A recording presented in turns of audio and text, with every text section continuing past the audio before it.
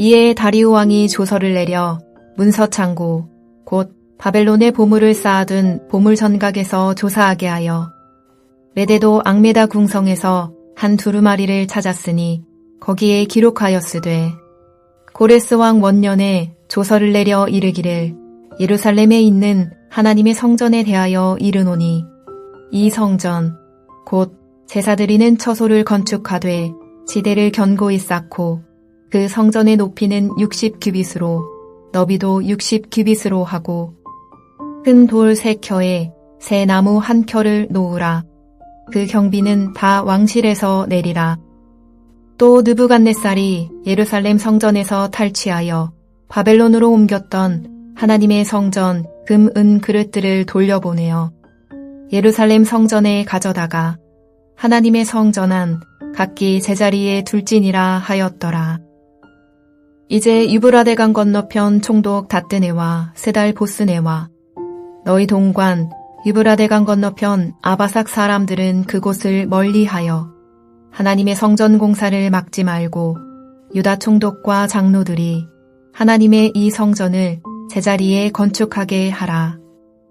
내가 또 조서를 내려서 하나님의 이 성전을 건축함에 대하여 너희가 유다 사람의 장로들에게 행할 것을 알리노니 왕의 재산 곧 유브라데강 건너편에서 거둔 세금 중에서 그 경비를 이 사람들에게 끊임없이 주어 그들로 멈추지 않게 하라.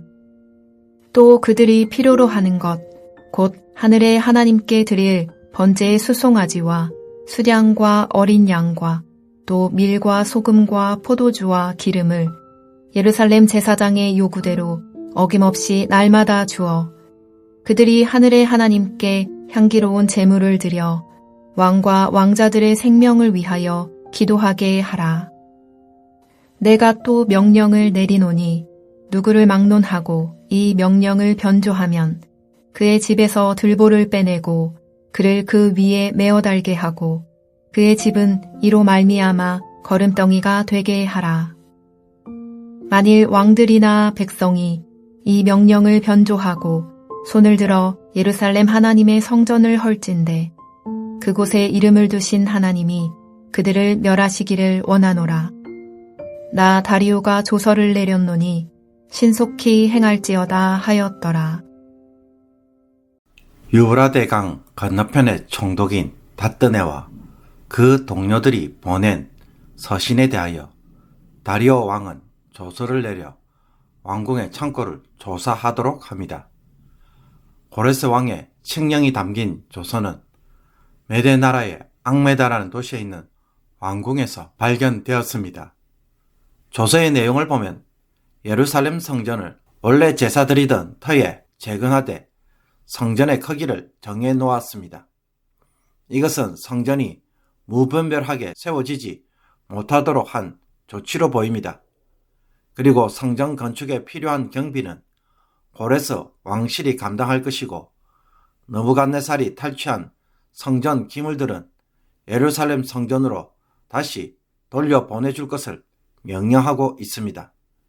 이것은 유다 백성들이 성전을 짓는 것이 페르시아 제국에 의해 허가받은 정당한 일임을 증명합니다.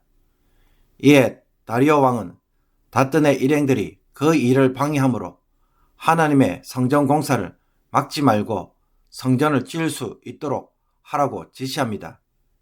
여기에 더하여 추가로 지시한 내용을 보면 먼저 유브라데강 건너편에서 거둔 세금으로 성전 건축을 위한 경비로 끊임없이 즉 제때에 주도록 합니다. 이것은 성전 건축 경비를 왕실에서 지원하겠다는 고레스의 칙령을 따른 것입니다. 그리고 성전 건축을 한 후 제사를 드릴 때 필요한 번제와 제사에 필요한 희생제물과 곡식, 포도주, 기름, 소금 등에 대하여 예루살렘 제사장의 요구대로 어김없이 날마다 주어서 페르시아의 왕과 왕자들의 생명을 위하여 기도하게 하라고 지시합니다. 그런 후에 다리오 왕은 누구든지 이 조서의 명령을 변조한다면 그 사람은 집에 들보를 베고 그 위에 매달며 그 집은 거름더비로 만드는 형벌을 내릴 것을 명령합니다. 그리고 성전을 파괴하려는 자는 하나님이 그들을 벌하시기를 원한다고 하면서 조서대로 신속히 행하라는 명령으로 끝을 맺습니다. 오늘 본문을 보면 하나님은 왕궁의 문서 창고에 있던 고레스 왕의 칙령을 통해 성전 건축에 대한 모든 방해와 반대를 한순간에 제거하시는 것을 보여줍니다. 그러나 이 문서가 어디에 있는지 아무도 알지 못하기에 조사를 통해 찾아야만 했습니다. 기억에도 없고 내용도 모르는 문서를 찾는 것이 과연 쉬운 일일까요? 왕은 그런 번거로운 일을 하고 싶었을까요? 그런데도 하나님은 그 문서를 찾게 하셨고 유다 백성들의 성전 건축이 합법적인 것임을 증명시키셨습니다. 과거에 이미 지나간 일임에도 불구하고 하나님은 이것을 현재로 소환하여 지금 하나님의 뜻이 기어코 이루어지도록 합니다. 심지어 성전 건축뿐만 아니라 왕실의 지원까지 받도록 하셨습니다. 이것은 무엇을 말하는 것일까요? 사람의 눈으로 보기에는 그 어떤 가능성도 없는 상황이지만 하나님은 그 어떤 것도 불가능하지 않다는 것을 보여줍니다. 하나님에게는 이미 지나가 버린 과거 사건도 얼마든지 하나님의 뜻을 이루는 사건으로 뒤집어 놓으시는 것입니다. 그러므로 앞뒤로 꽉 막혀 있기에 아무것도 할 수 없고 그 어떤 가능성은 하나도 없다고 생각하는 것은 순전히 우리의 생각에 불과합니다. 하나님은 고난을 복으로 만드시고 사람의 실패를 통해 일하시며 과거를 현재가 되게 하시고 불가능을 가능으로 만드시는 분이십니다. 원수의 공격을 승리의 발판이 되게 하시는 역전의 하나님입니다. 모든 사람이 보기에 절대 절망적 상황이어도 하나님에게는 그 모든 것이 그냥 중립적 상황입니다. 이렇게도 하실 수 있고 저렇게도 하실 수 있는 일입니다. 예수 그리스도가 십자가에서 못 박히실 때 제자들은 모두 실망했습니다. 모든 것이 다 끝나버렸습니다. 그래서 모두가 자기가 살던 곳으로 되돌아갔습니다.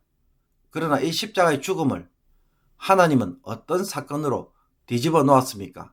예수님을 부활하게 하셨고 죄인이 아니라 의인임을 증명하셨으며 예수님이 생명의 주가 되시는 사건으로 만드셨습니다. 그러므로 성도는 어떤 상황에서도 좌절할 수가 없습니다. 하나님 앞에서는 모든 상황이 희망적입니다. 어떻게 사용하시는가에 달려있기에 내 생각으로 미리 포기하는 것은 어리석은 판단에 불과한 것입니다. 1866년에 영국의 토마스 선교사는 미국의 상선 제너럴 셔먼호를 타고 대동강을 따라 평양으로 올라가고 있었습니다.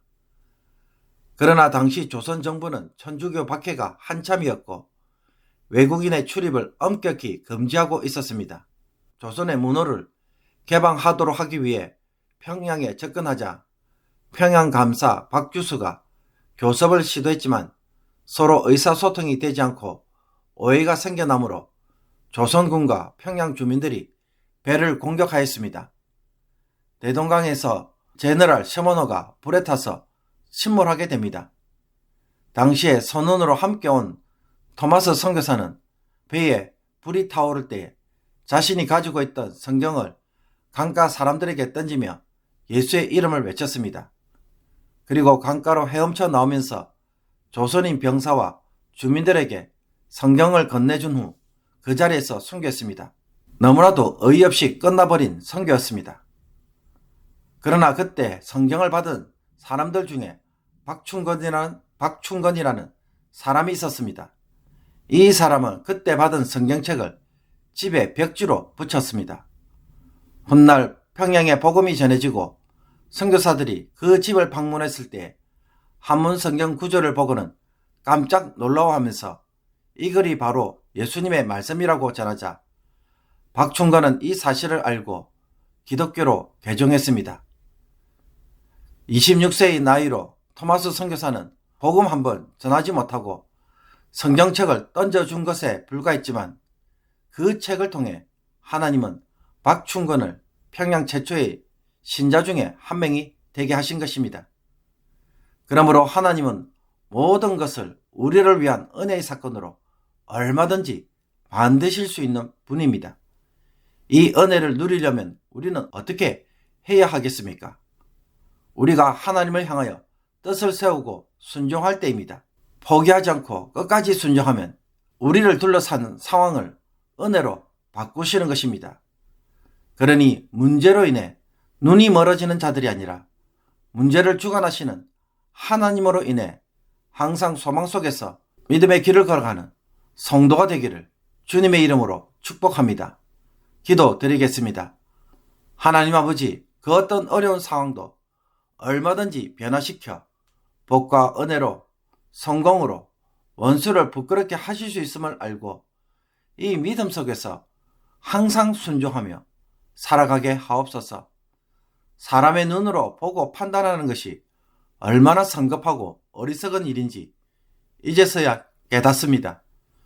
자기 판단으로 스스로 실족하는 자가 되지 않게 하여 주옵소서. 세상에서 나에게 유리한 상황만을 쫓아가다가 성공해서 답을 찾는 자들이 아니라 주님께 순종함으로 모든 상황을 복으로 만드는 그런 믿음의 성도가 되게 하여 주옵소서. 예수 그리스도의 이름으로 기도함나이다. 아멘.